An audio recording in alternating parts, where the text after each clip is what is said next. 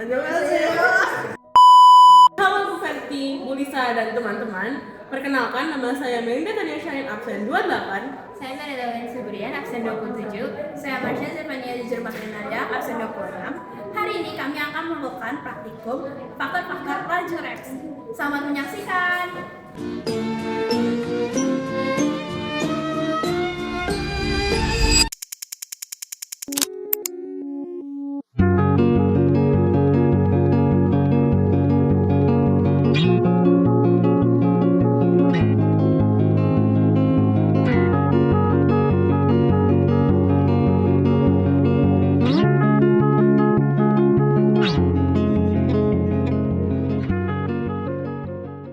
Nah, kita sekarang harus tahu alat dan bahannya. Kalau dari bahannya ada baking soda, cuka, balon, Na2S2O3, HCl, dan CDR. Kalau alatnya ada Erlenmeyer, gelas ukur, gelas kimia, bunsen, gunting, dan penjepit kayu.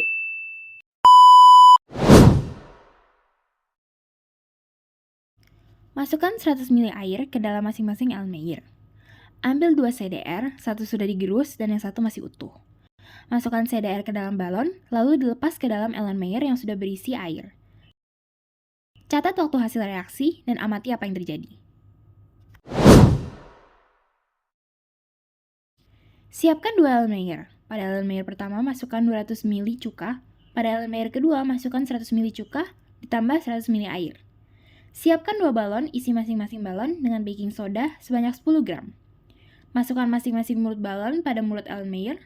Tuangkan baking soda ke dalam larutan cuka secara bersamaan. Catat waktu reaksi dan amati apa yang terjadi.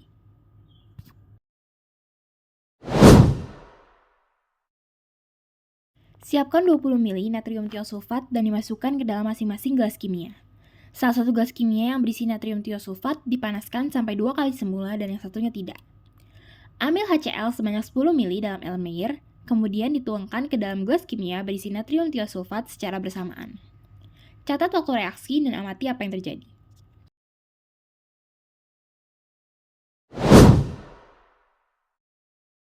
H2O2 kalau dibiarkan saja atau ini dibuka, dia akan terurai menjadi H2O tambah O2. H2O2 jadi apa?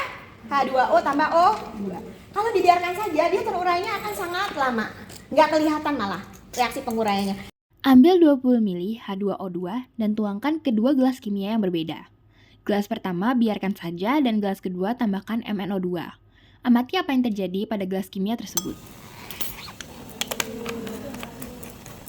Jadi reaksinya dipercepat. Ya. Nah. Jadi katalis fungsinya adalah mempercepat reaksi. Hasil pengamatan pada percobaan pertama, yaitu percobaan luas permukaan, menunjukkan bahwa CDR yang dihancurkan bereaksi lebih cepat, yaitu 23 detik dibandingkan CDR utuh, yaitu 46 detik. Reaksi pada CDR yang dihancurkan menghasilkan gas lebih banyak sehingga balon mengembang lebih besar.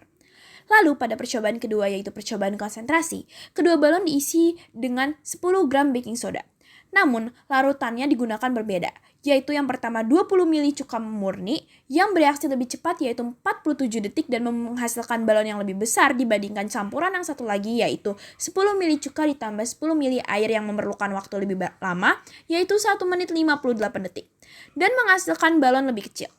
Lalu pada percobaan terakhir yaitu percobaan suhu, natrium tiosulfat yang dipanaskan hingga 50 derajat Celcius menghasilkan kekeruhan dalam waktu 12 detik. Jauh lebih cepat dibandingkan larutan pada suhu ruang yang memerlukan waktu 23 detik. Percobaan ini menunjukkan bahwa laju reaksi dipengaruhi oleh luas permukaan, konsentrasi, dan suhu. CDR yang dihancurkan memiliki luas permukaan yang lebih besar sehingga lebih banyak bagian zat bersentuhan dengan HCl, menyebabkan tumbukan efektif lebih sering dan reaksi berlangsung lebih lama. Lalu pada percobaan konsentrasi, walaupun massa baking sodanya sama, konsentrasi asamnya berbeda. Cuka murni memiliki jumlah partikel asam asetat lebih banyak dibandingkan campuran cuka air, sehingga tumbukan antara partikel asam dan baking soda lebih sering terjadi dan gas CO2 terbentuk lebih cepat. Hal ini menjelaskan mengapa larutan cuka murni menghasilkan balon yang lebih besar dan reaksi yang lebih cepat. Lalu pada percobaan suhu, peningkatan suhu meningkatkan energi kinetik partikel sehingga tumbukan yang terjadi lebih sering dan lebih energik, menyebabkan natrium tiosulfat yang dipanaskan bereaksi lebih cepat daripada yang berada pada suhu ruang. Secara keseluruhan, data ini mendukung teori bahwa semakin besar luas permukaan, semakin tinggi konsentrasi reaktan dan semakin tinggi suhu, maka laju reaksi semakin meningkat.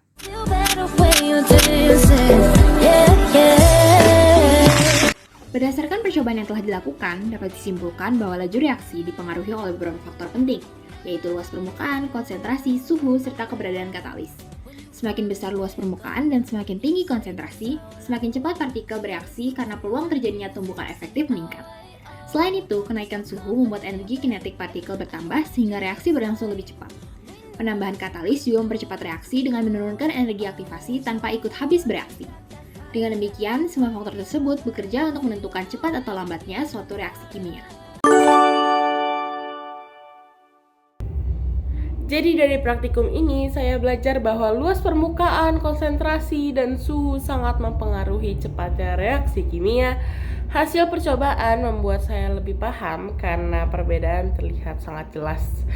Selain itu, keputusan untuk membuat laporan dalam bentuk video ternyata cukup berat bagi saya karena minggu ini sangat penuh dan saya tetap harus mengedit video agar tetap bagus dan tetap berintegritas. Meski begitu, saya merasa proses ini membantu saya lebih teliti dan lebih bertanggung jawab. Melalui percobaan ini, saya memahami berbagai faktor yang mempengaruhi cepat atau lambatnya laju reaksi kimia. Saya belajar untuk bekerja lebih teliti dalam melakukan pengamatan dan mencatat data dari hasil percobaan ini. Selain itu, saya juga memaknai beberapa nilai Serviam, salah satunya adalah totalitas dan persatuan. Karena tanpa adanya persatuan, tugas kelompok ini tidak dapat berjalan dengan lancar. Pengalaman ini membantu saya untuk mengatur waktu dengan lebih baik dan bekerja sama lebih efektif bersama teman-teman saya agar seluruh rangkaian percobaan dapat diselesaikan dengan tepat waktu dan menghasilkan data yang akurat. Percobaan ini membuat saya memahami bahwa laju reaksi sangat dipengaruhi oleh kondisi fisik dan kimia reaktan, seperti luas permukaan, konsentrasi, dan suhu. Saat CDR dihancurkan, reaksi berlangsungnya lebih cepat karena lebih banyak bagian zat yang bersentuhan langsung dengan air. Sedangkan pada perbedaan konsentrasi, larutan cuka juga menunjukkan bahwa semakin tinggi kadar asam, semakin cepat pula gas CO2 terbentuk, meskipun jumlah baking sodanya sama. Selain itu, pemanasan natrium tiosulfat membuktikan bahwa suhu yang lebih tinggi meningkatkan energi kinetik partikel sehingga reaksinya terjadi lebih cepat. Sehingga melalui percobaan ini saya belajar bahwa perubahan kecil dalam kondisi reaksi dapat menghasilkan perbedaan besar pada kecepatan reaksi. Dan hal ini membantu saya memahami konsep laju reaksi secara lebih nyata dan mudah dipahami. Kamsahamnida.